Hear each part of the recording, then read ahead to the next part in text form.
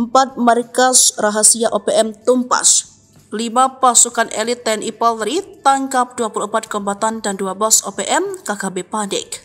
Dalam 1 bulan pasca penetapan istilah OPM yang disampaikan Panglima TNI Jenderal Agus Subianto, 4 pasukan TNI Polri berhasil melumpuhkan 24 anggota kombatan, 2 gembong dan 4 markas OPM.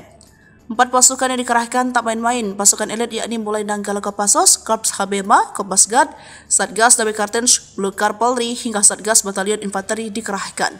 Setidaknya ada 5 wilayah yang menjadi sarang OPM dikawal ketat yakni Duga, Intan Jaya, Pegunungan Bintang, Paniai Maibat, dan Yahukibo Papua Pegunungan.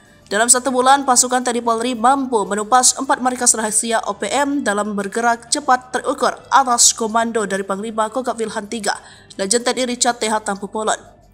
Gerakan pertama, pasukan elit dari Satgas Batalion Infanteri 133 Yuda Sakti yang menguasai markas OPM pimpinan Manfred Fatem Dusun Sagu Aifat Timur Jauh Barat, Papua Barat awal April 2024.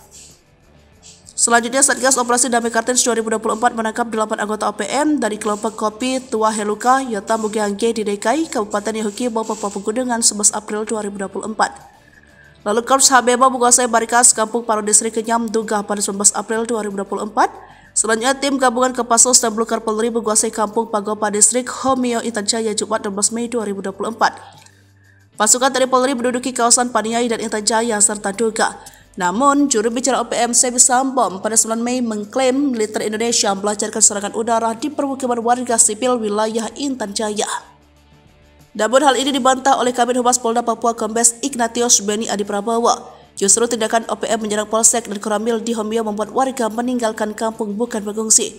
Panglima Kogab Wilhan III Lejen TNI Richard TH Tampu Polon pada Sabtu 11 Mei juga menegaskan bahwa TNI Polri berusaha keras mengamankan Papua mempercepat pembangunan.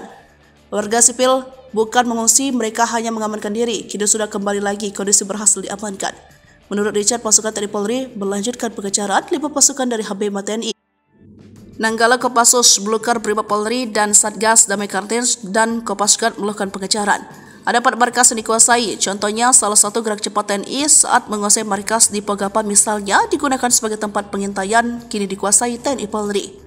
Maka itu ia mengatakan TNI Polri intens melakukan patroli keamanan pasca beberapa kali OPM melancarkan aksi serangan di wilayah distrik Homeo Intan Jaya. Pihaknya memastikan akan menjaga keamanan di wilayah Papua.